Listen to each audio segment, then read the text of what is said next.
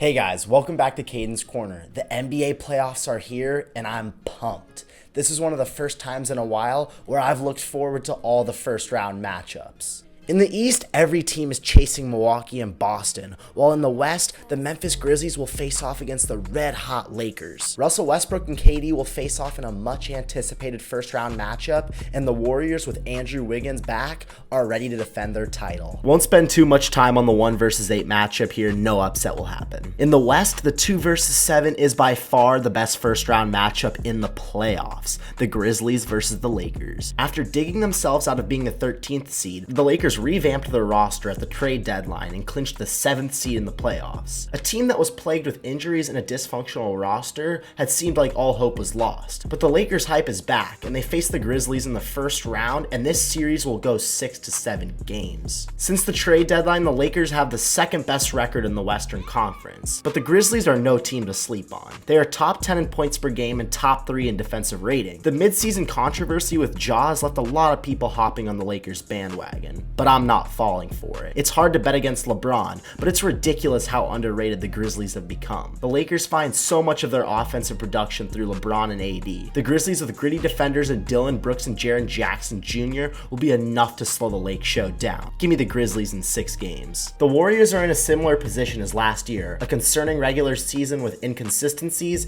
injuries, and a bad defense. But they avoided the play-in and seem to have landed the easiest first-round matchup imaginable before taking on the gauntlet in the West. On the other side, the Kings ended a 16-year drought of missing the playoffs, grabbing the 3rd seed. Both teams lack a defensive identity, but make up the 2 highest scoring offenses in the league. I think the Warriors will be a completely different team with Wiggins back. The lack of playoff experience will hurt the Kings, and the Dubs won't give up their title that easily. Give me the Warriors in 6 games. In the 4 versus 5 matchup, the Suns versus Clippers will be another phenomenal series in the West. Russ versus KD. Man, I can't wait. The Suns obviously made the league-altering trade in acquiring Durant, and this team has been on fire with him in the lineup. When he starts, they have yet to lose a game. We all know the offensive explosion Durant brings, but what Booker is doing not being the main guy should scare the league. On the other side, the Clippers have majorly disappointed this season. What I expected to be a massive comeback season for Kawhi has been mediocre at best. He, along with PG-13, has struggled to stay on the floor. Knowing what these dudes can do when they're healthy, combined with this team's insane depth,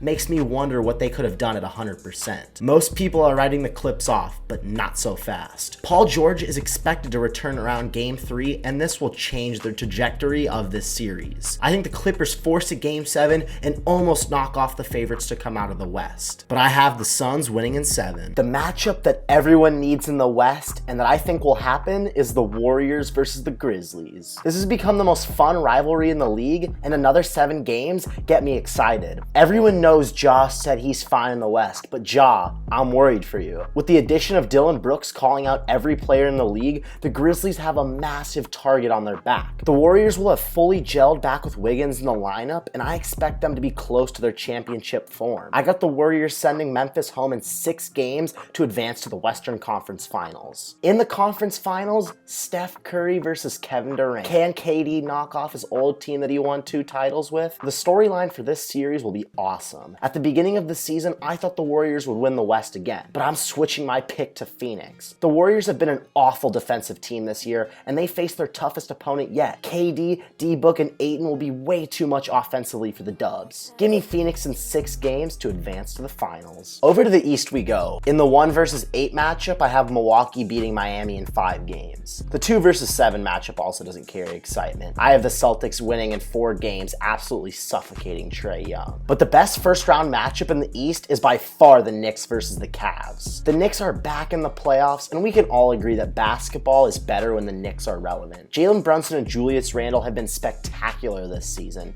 and have given this team a bright future. The Cavs also had a significant turnaround this season due to trading for Donovan Mitchell. He is having a career year, averaging 28 a game off career highs in field goal and 3-point percentage. His partner in crime in the backcourt, Darius Garland, another twitchy guard who can get downhill and is giving this team much needed scoring. Besides those two guys, this team doesn't blow anyone away offensively, but their defense is something else. They have the best defensive rating and allow the fewest points in the league. I think the Knicks had a great turnaround season, but they won't get it done against the Cavs. This team isn't flashy, but they play defense and win at home. Give me the Cavaliers in 6. In the 3-6 matchup, the Sixers face off against the Nets. Everyone is expecting this series to be lopsided in favor of the Sixers, but I'm not buying it. The 76ers are top 10 in offensive and defensive ratings, but playoff basketball has not been kind to them. The Nets come into this series with nothing to play for. Mikal Bridges is blossoming into a stud, and the Nets go out and have fun every game. Philly has everything to lose and all the pressure in the world. The reason I think the Nets will lose this series is because they don't have anyone to match up on Embiid. But don't be surprised if this series goes 6 games. The 76ers and Celtics face off in the semis, and this is the end of Philly's run. During the regular season, the C's went 3-1 against the Sixers, and in their one loss, they took them down to the wire without Jaylen Brown. But the 76ers don't have enough to contend with a Boston or a Milwaukee. I think the Celtics win this series in 5 games, making a statement heading into the Eastern Conference Finals. In the other conference semis matchup, Spida Mitchell and the Cavs take on the 1 seed Antetokounmpo-led Bucks. The Cavaliers are a seriously underrated team, and I think they match up as well as you can against Giannis. During the season series, they split with Milwaukee, going 2-2. I think the defensive presence of Jared Allen and Evan Mobley will make Giannis' life harder and will make this series closer than people think. But the Bucks are so battle-tested and have the playoff experience that I think they'll win this series in 6 games. The Bucks and Celtics in the conference finals, the matchup we all expected to see. The 2 best teams in basketball with a rematch from last season, where the Celtics won in 7 games. Many people question the legitimacy in that series win because Middleton was injured, but things will be different this time around. Middleton is healthy and the Bucks clinched the 1st seed, so they'll have game 7 at home. For the Celtics,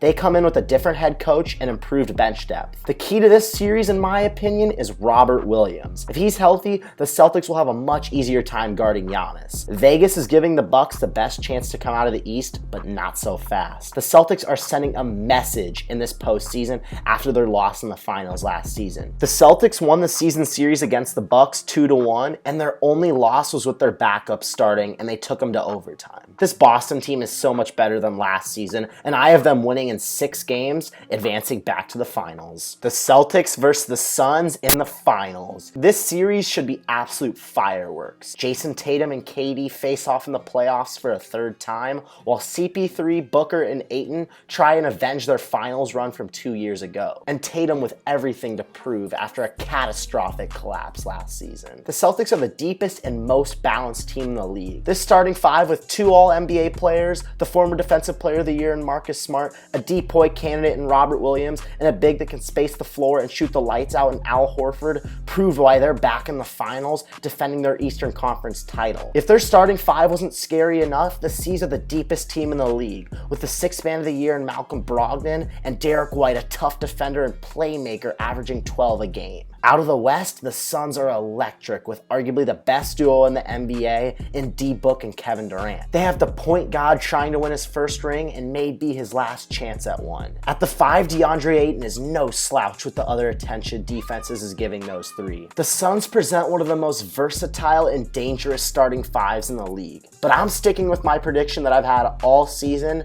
and that's the Boston Celtics winning their 18th banner. The edge that I think the Celtics have in this series is on the defensive side of the ball. Last year, the Celtics blitzed Kevin Durant and made his job nearly impossible. Jason Tatum being one of the best 2-way wings in the game will help slow Durant down just enough. But I think Jaylen Brown is the key player in this series. His defensive presence on Booker will shut him down and take advantage of him on the offensive end. The Celtics got a taste of the finals last season, choking a 2-1 lead with a home game. But Jason Tatum will make up for his performance and win finals MVP. I'm Caden Kubler, and that's my take.